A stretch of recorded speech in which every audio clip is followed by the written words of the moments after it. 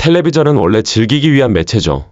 하지만 때로는 예상치 못한 일이 벌어지거나 더 나쁘게는 상황이 완전히 어두운 방향으로 흘러가기도 합니다. 여러분은 얼마나 오래 TV를 봐오셨나요?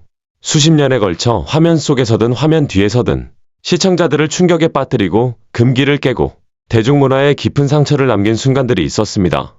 어떤 것들은 충격적이고 어떤 것들은 솔직히 좀 기묘하기까지 하죠.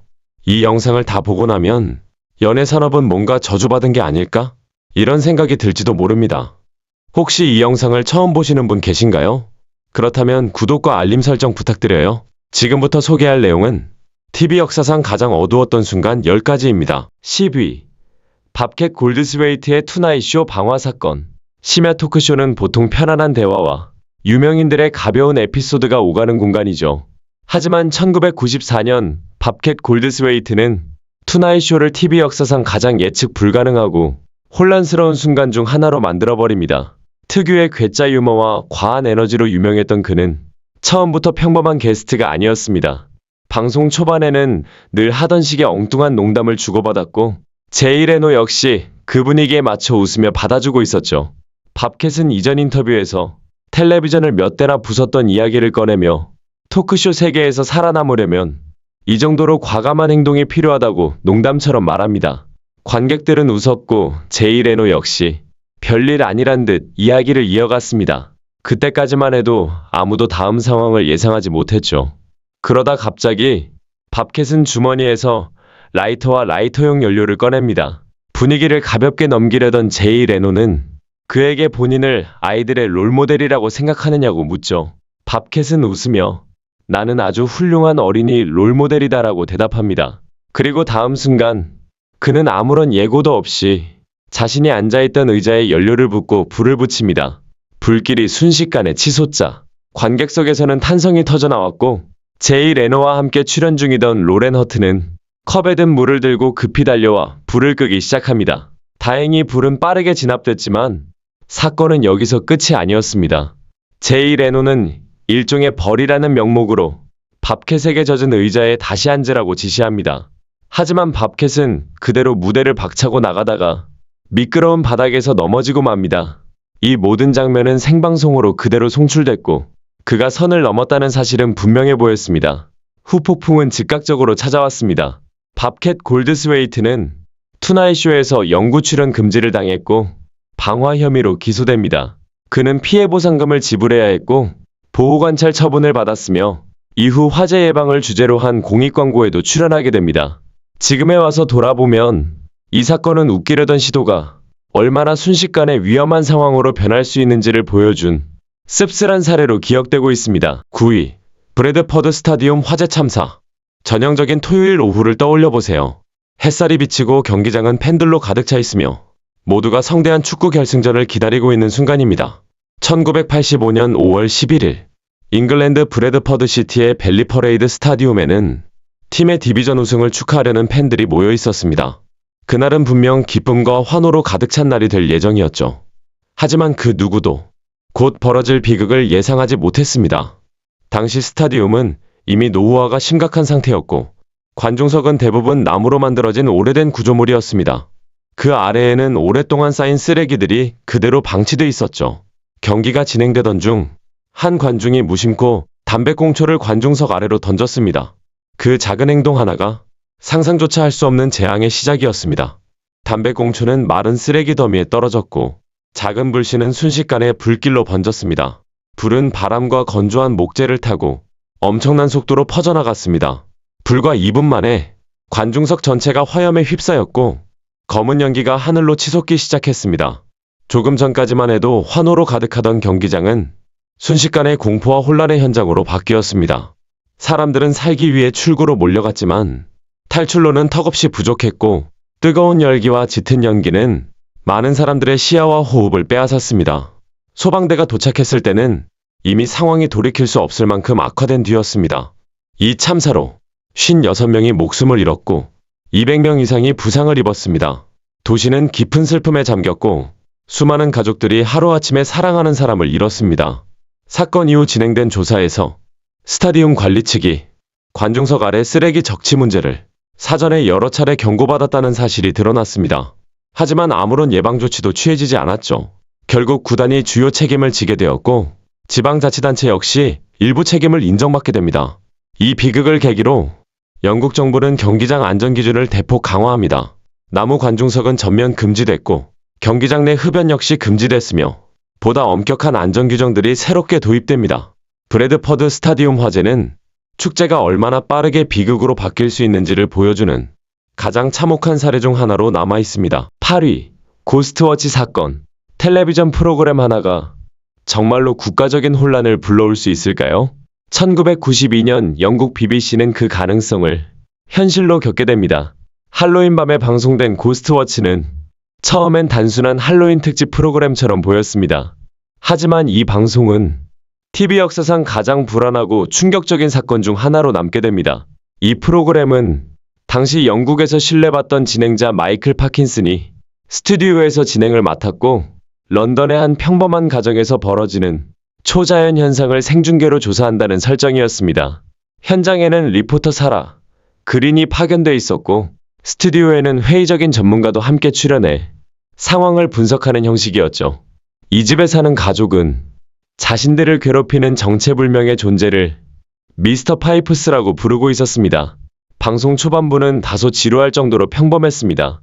눈에 보이는 유령도 없었고 물건이 날아다니는 일도 없었습니다. 회의적인 출연자는 모든 현상을 심리적인 착각이라고 설명했고 사라는 아이들 중 한 명이 초자연 현상을 꾸며낸 장면을 직접 잡아내기도 합니다. 그래서 시청자들 대부분은 그저 가벼운 할로윈 특집 방송이라고 생각했죠.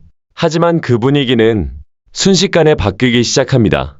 가족 중 한 명인 수잔이 소파 뒤에서 갑자기 자신의 목소리가 아닌 섬뜩한 목소리로 말을 하기 시작합니다. 방 안에는 알 수 없는 그림자가 스쳐 지나가고 스튜디오로 돌아온 화면 속에서 마이클 파킨슨과 전문가의 표정도 점점 굳어가기 시작합니다.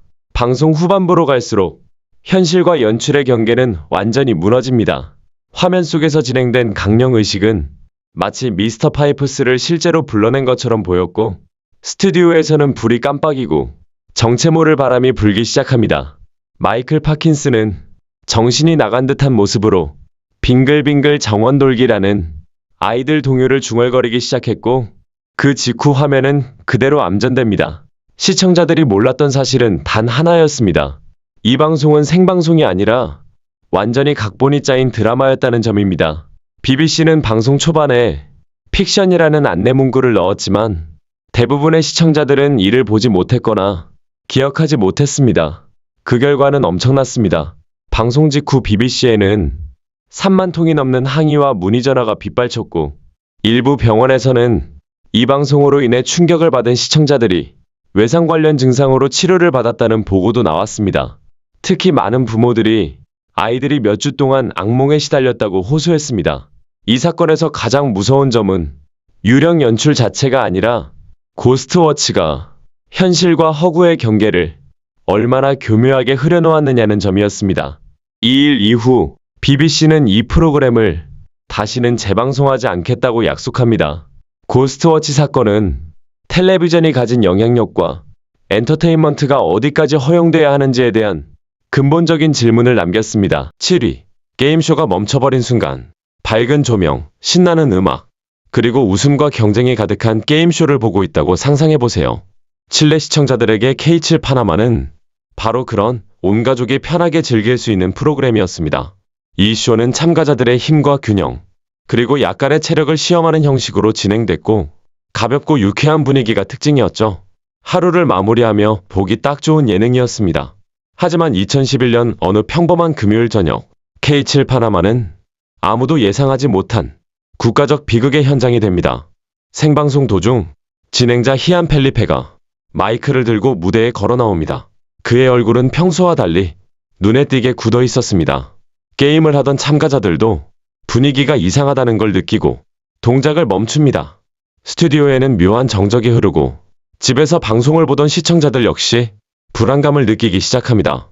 그리고 히안 펠리페의 입에서 충격적인 소식이 전해집니다. 칠레 공군 소속 비행기 한 대가 추락했다는 것이었습니다. 그 비행기에는 군인들뿐만 아니라 기자들, 그리고 칠레에서 가장 사랑받던 방송인 중 한 명인 펠리페 카미로아가 탑승해 있었습니다. 이 비행기는 규모 8.8의 대지진으로 큰 피해를 입은 지역을 돕기 위해 후안 페르난데스 섬으로 향하던 중이었습니다. 기종은 CASA-210이었고 기상 악화로 인해 두 차례 착륙을 시도했지만 모두 실패한 뒤 레이더에서 완전히 사라졌습니다. 몇 시간이 지나 구조 소식이 전해졌지만 결과는 참혹했습니다. 생존자는 없다는 사실이 공식적으로 확인됩니다. 히안 펠리페는 감정을 억누르며 소식을 전했지만 목소리에는 떨림이 그대로 묻어났습니다. 순식간에 즐거운 게임쇼는 전 국민이 함께 슬픔을 나누는 추모의 시간이 되어버렸습니다. 구조대는 즉시 투입됐지만 현장에서 발견된 것은 비행기 잔해와 개인 소지품들이었습니다. 가장 가슴 아픈 순간은 잠수부들이 잔해 속에서 카메라 하나를 발견했을 때였습니다. 그 안에는 추락 직전 촬영된 영상이 남아 있었고 그 영상 속에는 웃고 이야기하며 아무것도 모른 채 시간을 보내던 탑승자들의 모습이 담겨 있었습니다. K7 파나마는 엔터테인먼트와 현실의 경계가 얼마나 쉽게 무너질 수 있는지를 극명하게 보여준 사례로 남게 됩니다. 이 사건은 지금도 칠레 사람들의 기억 속에 지워지지 않는 상처로 남아 있습니다. 그날 이후 TV와 현실 사이의 벽은 잔인할 정도로 분명해졌습니다. 아무리 가벼운 오락의 한 장면이라도 현실의 비극은 언제든 그 위를 덮칠 수 있다는 사실을 모두가 깨닫게 된 순간이었습니다. 6위. 타츠시 야나가의 비극적인 추락사고. 엔터테인먼트와 위험의 경계가 너무 얇아질 때 과연 어떤 일이 벌어질까요? 2008년 일본의 한 예능 프로그램에서 진행자 타츠시 야나가는 그 대가를 너무도 혹독하게 치르게 됩니다.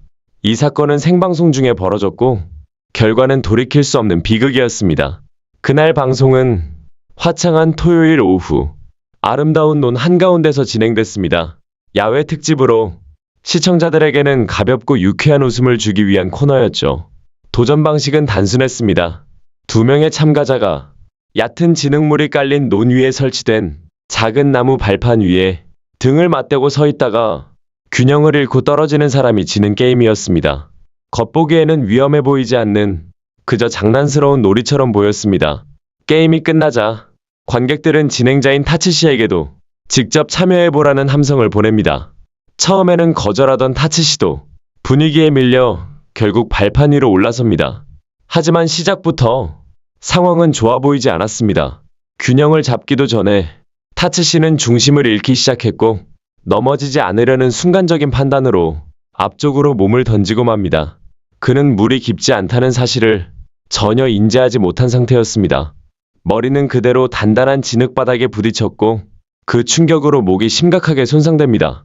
그의 몸은 즉시 힘을 잃었고 얼굴은 불과 약 15cm 정도 깊이의 물속에 잠겼습니다.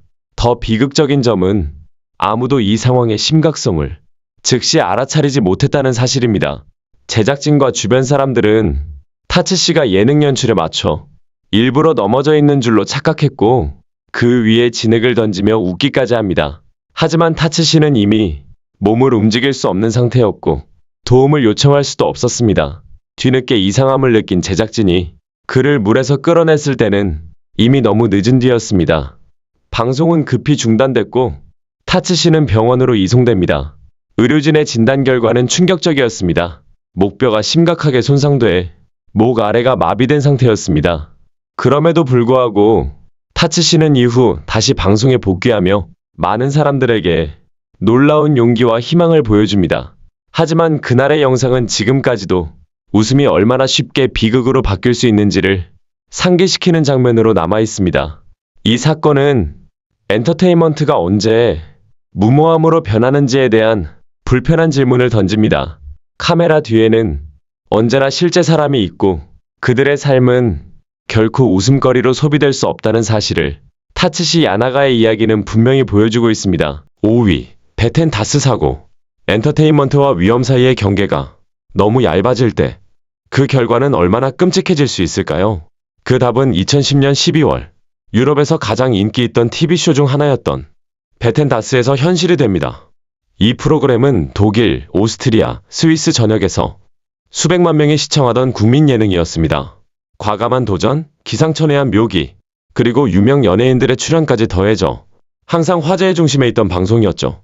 카메론 디아즈, 저스틴 비버, 톰 행크스 같은 할리우드 스타들도 이 쇼에 출연할 정도였습니다. 하지만 그날 밤 단 하나의 도전이 모든 것을 바꿔놓습니다.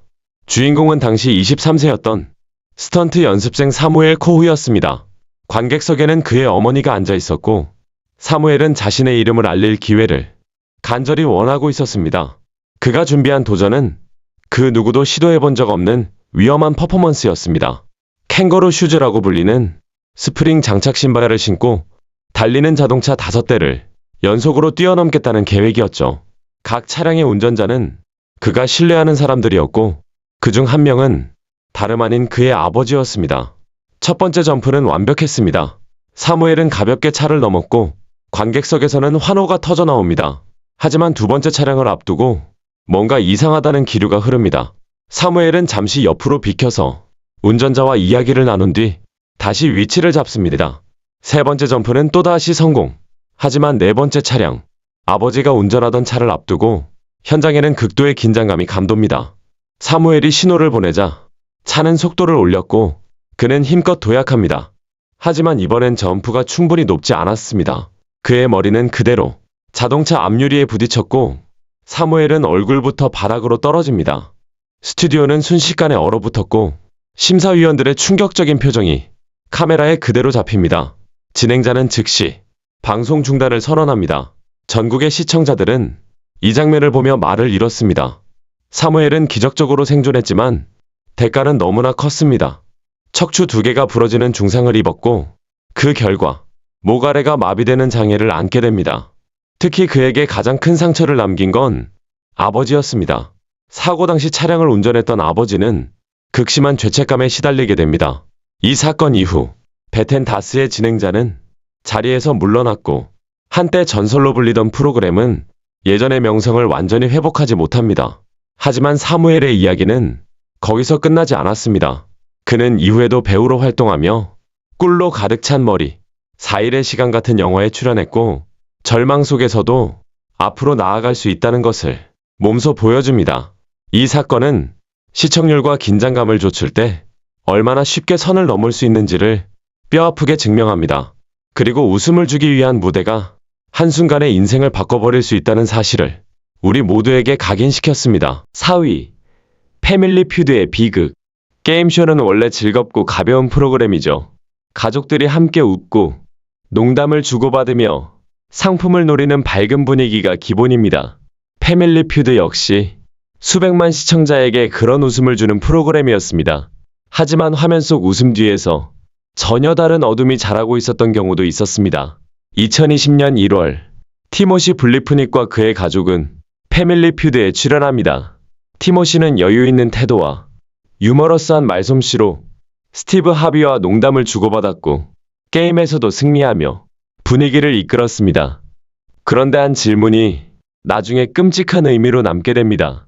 스티브 하비가 결혼식에서 가장 큰 실수가 뭐였나요? 라고 묻자 티모시는 잠시 멈칫하더니 의미심장한 미소를 지으며 이렇게 답합니다. 사랑해, 하지만 그날 결혼하겠습니다 라고 말한 거요. 관객석에서는 어색한 웃음이 흘러나왔고 옆에 있던 그의 아내 레베카는 불편한 표정을 감추지 못했습니다. 그 순간엔 단순한 농담처럼 보였지만 시간이 흐른 뒤 이 장면은 섬뜩한 예고처럼 느껴지게 됩니다. 그리고 2023년 두 사람의 관계는 완전히 무너져 있었습니다. 공식적으로 이혼하진 않았지만 별거 중이었고 갈등은 점점 격해졌습니다. 레베카는 자신의 안전을 걱정해 접근 금지 명령까지 신청한 상태였습니다. 2023년 2월 23일 비극은 현실이 됩니다. 레베카의 집에서 총성이 울렸고 가족이 발견했을 때 그녀는 이미 숨진 상태였습니다. 침실 문은 강제로 열려 있었고 레베카는 무려 14발의 총을 맞은 채 발견됩니다. 수사는 빠르게 진행됐고 모든 정황은 티모시를 가리키고 있었습니다. 그는 3월 13일 체포됐고 이후 살인 혐의로 기소됩니다. 결국 티모시 블리프닉은 아내를 살해한 혐의로 유죄 판결을 받았고 2023년 8월 무기징역을 선고받습니다. 불과 몇 년 전까지만 해도 TV 화면 속에서 스티브 하비와 웃으며 농담을 나누던 인물이 이제는 평생을 감옥에서 보내게 된 것입니다. 패밀리 퓨드에서의 그 짧은 농담은 이제 많은 사람들에게 소름 돋는 순간으로 남아 있습니다. 겉으로 보이는 모습만으로 사람을 판단할 수 있는지, 우리가 TV에서 보는 인물들을 과연 얼마나 알고 있는지 생각하게 만드는 장면이었습니다. 이 사건은 엔터테인먼트와 현실의 경계가 얼마나 쉽게 무너질 수 있는지를 다시 한번 보여줍니다. 3위, 르나드 스파이비의 이야기. 리얼리티 법정쇼라고 하면 과장된 말다툼, 예상치 못한 드라마, 그리고 가끔은 웃음을 주는 장면들이 떠오르죠. 크리스티나 페레즈 판사가 진행하던 크리스티나의 법정도 그런 프로그램 중 하나였습니다. 이 쇼는 코미디적인 요소가 가미된 재판 형식으로 황당한 사건들과 개성 강한 출연자들로 인기를 끌었습니다. 그 중에서도 유독 화제가 됐던 한 에피소드가 있었습니다. 코미디언 숀 해리스가 전 여자친구를 상대로 미납된 월세 문제로 소송을 제기한 사건이었죠. 재판은 전반적으로 가볍고 유쾌한 분위기였고 방청객들 역시 웃음 섞인 반응을 보였습니다. 재판 도중 크리스티나 판사는 법정 집행관인 르나드 스파이비에게 결혼한 지 얼마나 됐는지를 묻습니다. 르나드는 평소처럼 차분한 표정으로 7년입니다라고 대답합니다. 그러자 숀 해리스가 농담 섞인 말투로 저분 표정 보세요. 지금 화난 것 같잖아요 라고 말합니다. 법정안은 웃음바다가 됐고 르나드 역시 잠시 미소를 보입니다. 그때만 해도 그저 지나가는 농담처럼 보였던 순간이었죠. 하지만 이 장면은 훗날 소름 끼치는 의미로 다시 떠오르게 됩니다. 그로부터 약 10년 뒤인 2019년, 르나드 스파이비는 현실의 법정이 아닌 실제 범죄 사건의 중심에 서게 됩니다. 그는 아내 패트리샤와 집에서 격렬한 말다툼을 벌이고 있었습니다. 갈등의 원인은 스테로이드 사용 의혹과 외도 문제였던 것으로 전해집니다. 감정이 격해진 상황에서 르나드는 결국 총을 집어들게 됩니다. 그리고 두 발의 총성이 울립니다. 패트리샤는 그 자리에서 목숨을 잃었습니다. 경찰이 도착했을 때 그녀의 시신은 옷장 안에서 발견됐고 르나드는 다리에 총상을 입은 상태였습니다. 그는 이 부상이 사고로 인한 것이라고 주장합니다. 이후 열린 재판은 수많은 모순된 진술과 감정적인 순간들로 가득했습니다. 결국 법원은 총격이 고의가 아니었다고 판단했고 르나드는 무죄 판결을 받습니다. 하지만 이 판결은 많은 사람들에게 쉽게 받아들여지지 않았습니다. 수년간 TV 화면 속에서 침착하고 믿음직한 모습으로 보였던 법정 집행관이 이런 비극의 주인공이 됐다는 사실은 큰 충격이었습니다. 르나드 스파이비의 이야기는 우리가 TV에서 보는 인물들이 결코 한 가지 모습만 가진 존재가 아니라는 점을 분명히 보여줍니다. 카메라 앞에서의 모습과 현실 속 삶은 얼마든지 완전히 다를 수 있다는 사실 말입니다. 2위, 60분이 전한 한 남자의 이야기. 만약 수년 동안 시간에 갇힌 채 살아있다가 어느 날 갑자기 깨어난다면 어떨까요? 세상은 이미 완전히 변해 있는데 나는 그 모든 시간을 통째로 놓쳐버린 상태라면 말입니다. 이 믿기 힘든 현실을 살아낸 사람이 있습니다. 소방관이자 가장이었던 도널드 허버트의 이야기입니다. 이 사연은 미국의 시사 프로그램 60분을 통해 전 세계 시청자들에게 전해졌습니다. 60분은 50년이 넘는 시간 동안 강력한 탐사 보도와 깊이 있는 인간 이야기를 다뤄온 미국 텔레비전의 상징적인 프로그램입니다. 수많은 상을 수상하며 가장 신뢰받는 방송 중 하나로 자리 잡았죠. 그 역사 속에서 가장 잊히지 않는 이야기 중 하나가 바로 도널드 허버트의 삶이었습니다. 1995년 12월 28일 뉴욕주 버펄로에서 도널드는 화재 진압에 나서고 있었습니다. 불타는 건물의 지붕 위에서 작업하던 중 갑자기 구조물이 무너져 내립니다. 그는 그대로 불길 속으로 떨어졌고 의식을 잃은 채 갇히고 맙니다. 동료 소방관들은 짙은 연기와 잔해 속을 헤치며 필사적으로 그를 구해냈습니다. 하지만 이미 상황은 심각했습니다. 도널드는 치명적인 부상을 입었고 시력을 잃었으며 말을 할 수도 없게 됐습니다. 뇌 역시 심각한 손상을 입어 의사들은 회복 가능성이 거의 없다고 진단했습니다. 이후 도널드는 최소 의식 상태에 빠지게 됩니다. 말도 식사도 주변 상황을 인지하는 것도 불가능한 상태로 무려 10년 가까운 시간을 보내게 됩니다. 그 긴 시간 동안 가족들은 희망을 놓지 않았습니다. 매일같이 병실을 찾았고 언젠가 기적이 일어나길 기다렸습니다. 그리고 정말로 기적 같은 순간이 찾아옵니다. 약물 조정을 한 뒤 도널드는 갑자기 눈을 뜹니다. 그리고 처음으로 입을 엽니다. 아내랑 이야기하고 싶어요. 제가 얼마나 오래 이렇게 있었나요? 그는 이후 약 14시간 동안 쉼없이 가족들과 대화를 나눕니다. 아이들은 어떻게 자랐는지, 친구들은 어떻게 지내는지, 자신이 놓쳐버린 모든 시간을 하나하나 확인하듯 물어봅니다.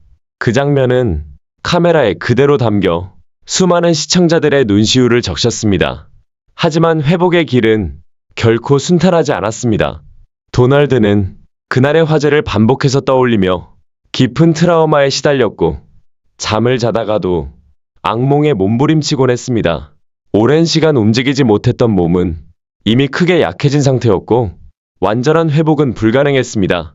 그리고 기적의 순간이 찾아온 지 불과 1년 뒤 도널드는 폐렴과 합병증으로 세상을 떠나게 됩니다. 그의 이야기는 너무도 슬프지만 동시에 인간의 생명력과 가족의 사랑이 얼마나 강한지를 보여줍니다.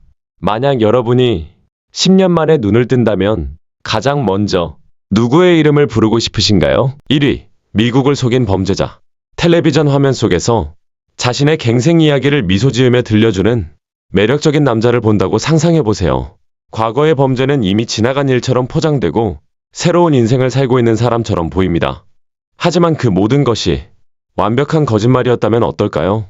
이 이야기는 수십 년 동안 미국 사회와 수사기관, 그리고 수백만 명의 시청자들까지 속였던 에드워드 웨인 에드워즈의 실화입니다. 1972년, 에드워즈는 미국의 인기 게임쇼 투 텔 더 트루스에 출연합니다. 이 프로그램은 여러 명의 출연자가 같은 인물을 연기하고 패널들이 누가 진짜인지 맞히는 형식이었죠. 그날 에드워즈는 한때 FBI 10대 지명수배자 명단에 올랐던 인물로 지금은 과거를 뉘우치고 새 삶을 살고 있는 갱생한 범죄자라는 설정으로 소개됩니다. 그는 침착한 말투와 설득력 있는 이야기로 패널과 시청자들을 완전히 안심시킵니다. 실제로 그는 강도, 위조, 탈옥 등 수많은 범죄 전력이 있는 상습 범죄자였습니다. 하지만 방송 속 에드워즈는 두 번째 기회를 바라는 진솔한 인간처럼 보였죠. 훗날 출간한 회고록에서 에드워즈는 자신을 에드워즈 마스터 크룩이라 부르며 범행 당시 한 번도 가면을 쓰지 않았다고 자랑스럽게 적습니다. 그만큼 자신감 넘치는 인물이었습니다. 당시 시청자들은 한 범죄자가 인생을 바꿨다고 믿었습니다. 하지만 진실은 훨씬 더 어두웠습니다. 시간이 흐르면서 에드워즈는 대중의 관심에서 사라졌고 조용한 삶을 사는 것처럼 보였습니다. 그러던 2009년, 그의 딸 에이프릴이 아버지의 과거를 의심하기 시작합니다.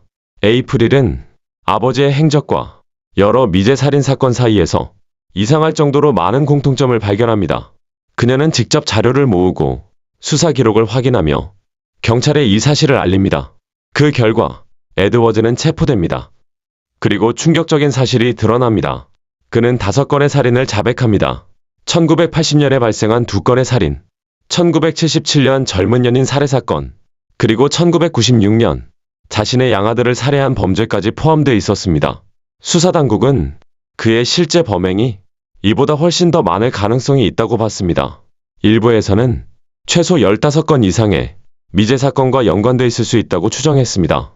이 과정에서 그가 전설적인 연쇄살인범 조디악 킬러일 가능성까지 거론됐지만 이 부분은 끝내 입증되지는 않았습니다. 분명한 사실은 하나였습니다. 에드워즈는 철저한 조작자였다는 점입니다. 그는 피해자들만 속인 게 아니었습니다. 수십 년 동안 미국 사회 전체를 속였고 카메라 앞에서는 완벽하게 다른 인물로 살아갔습니다. 이 사건은 범죄자가 얼마나 쉽게 우리 일상 속에 숨어들 수 있는지, 그리고 텔레비전이라는 매체가 얼마나 강력한 가면이 될 수 있는지를 섬뜩하게 보여줍니다. 여러분은 지금까지 TV에서 본 장면 중 가장 충격적이었던 순간이 무엇인가요?